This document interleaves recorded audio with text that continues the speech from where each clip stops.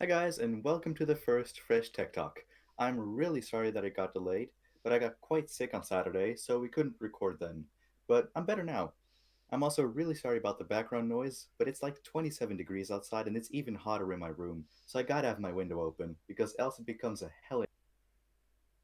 Yeah. So like we said in the introduction of in the introduction video, there will be a Fresh Tech Talk every week. Um, Fresh Tech Talk is where we talk about new tech releases and tech news. So let's get right into the first article.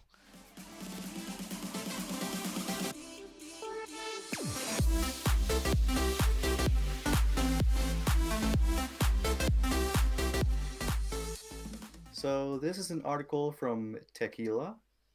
The title is NVIDIA GeForce RTX 3000 series. Will 4K gaming be mainstream in 2020? So there are many rumors about the RTX 3000 series lineup, theories about the architecture and stuff, but they gotta be taken with a grain of salt. A YouTuber called Moore's Law is Dead uploaded a video claiming that he spoke to the inside sources of Nvidia. So RTX 3000 series will make 4K gaming mainstream apparently. He claims that the GA102 will be the top-end Ampere card called RTX 3080 Ti. It will have a boost clock of 2200 MHz, almost 21 teraflops of raw performance, and 18,000 megabits per second bandwidth, which is around 40% faster than the 2080 Ti. The card will support PCI Express 4.0. The lineup consists of two more variants, the GA103 and GA104. They can allegedly push the already immense clocking speed of 2.2 GHz to 2.5 GHz.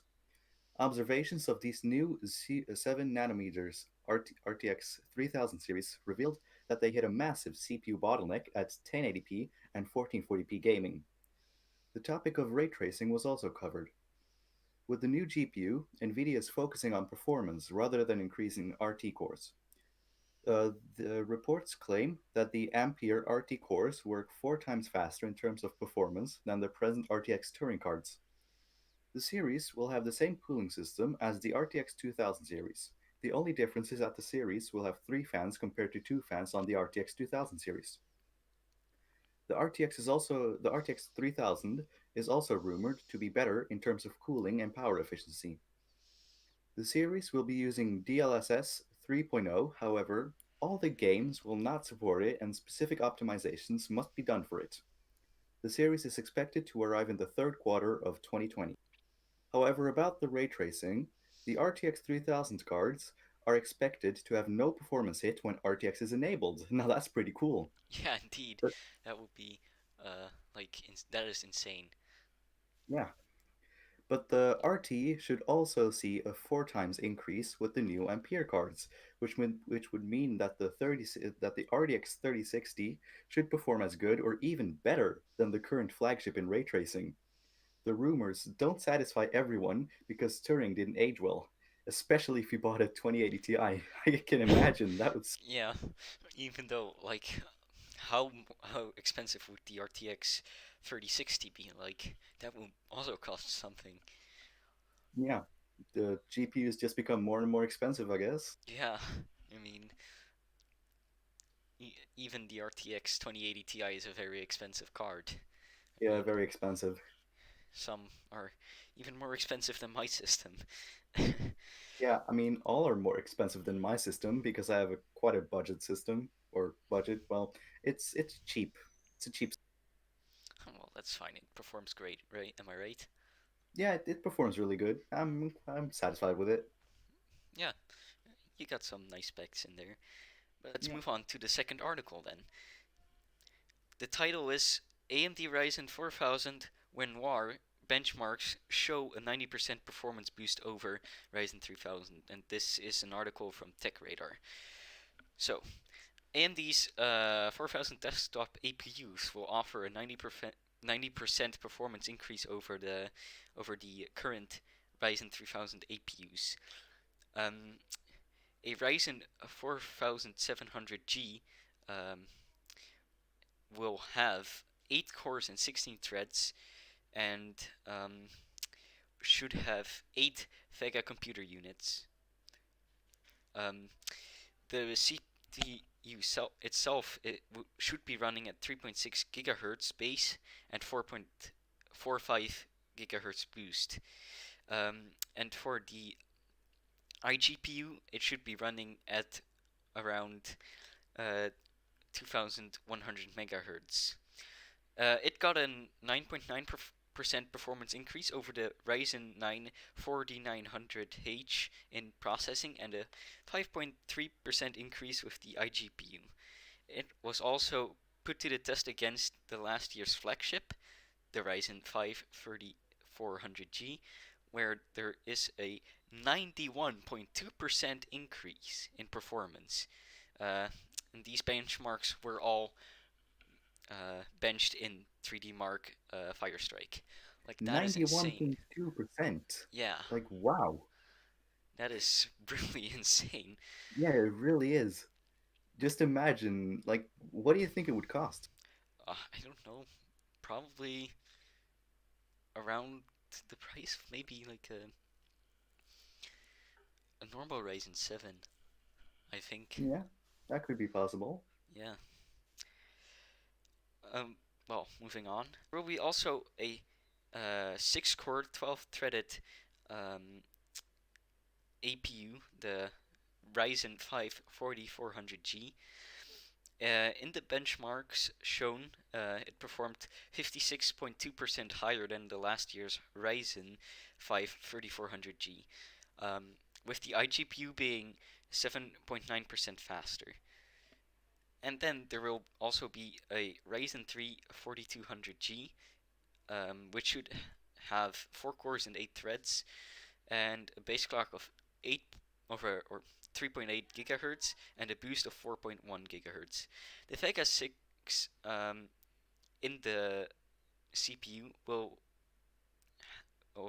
have a clock speed of around 1.7 gigahertz. It wasn't compared to the other APUs though. It did get 6,825 points in the physics test and 3,468 or 86, sorry, in the graphics test, which tells us it should perform similar to the Ryzen 3 3100. No, that's quite good. Yeah, especially for like APUs. You also got to cram a GPU in there. So Yeah. So the 3100 is already rumored, or it is very good. So imagine that with an iGPU. That would be pretty good. yeah, I think that a lot of budget systems will feature uh, these new CPUs or APUs because they just deliver uh, a great performance according to the benchmarks. Yeah. And I can imagine a lot of OEM systems will also include these iGPUs. Yeah, I think so. Yeah, Yeah. So, let's move on. yeah. So here's article number 3 from videos that I watched from Jay's Two Cents and Linus Tech Tips. So this is about the Corsair XG7 GPU water blocks leaking. Oh So the boy, that's not Corsair, good. yeah, it's not. Imagine that leaking in your system. Oh boy. So the Corsair XG7 GPU water blocks are apparently leaking. Jay's Two Cents and Linus made a video showcasing how and why this is happening. So basically, the O ring that goes around the inlet and outlet holes is too tiny, and it's missing a little screw in the middle that adds rigidity. So EK water blocks, they have this on their GPU blocks, and they are a lot more rigid, and they don't have this flaw. So what Jay did to fix this is he added some kind of sealant around where the O ring would sit, and that just fixed it. Oh wow, that's like how manufacturers cheap out on some parts because, well, I mean, it looks to to perform okay with it, but then when people find out these things, it just leaks. I mean, I don't think you should want your RTX 2080 Ti leaking in your water cooled system. No, that would be quite bad, but they should have tested these blocks before they put them out because this is quite a big flaw and it Yeah, could potentially ruin your system. yeah. well, at least we are aware of it now, and I mean, I don't. I watched like the video where J2Sense looked at it, what was wrong, and well, I mean, typically in a normal situation, I wouldn't see it happening, but still, it's quite a scary thought of your GPU water block to be leaking. Yeah, it really is. Yeah. Anyways, thank you guys all so much for watching our first Fresh TikTok video. I hope you guys liked it, and We sure had a lot of fun making it. yeah, definitely. Um, and we hope to see you next time. Am I right? Yeah, so there will be a link to all the articles and videos we talked about in the video description, along with our social medias and stuff. So check us out. Yeah, feel free to do that. And anyways, like I said, thank you so much for watching, and we'll see you next time. Bye bye.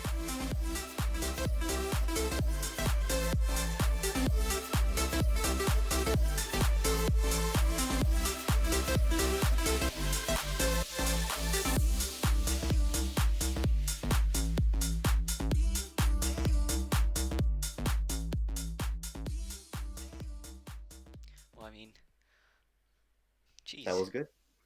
I mean, geez, like the RTX 3080 Ti. Man, It's insane. well, I mean, it would be hella expensive. Yeah, probably.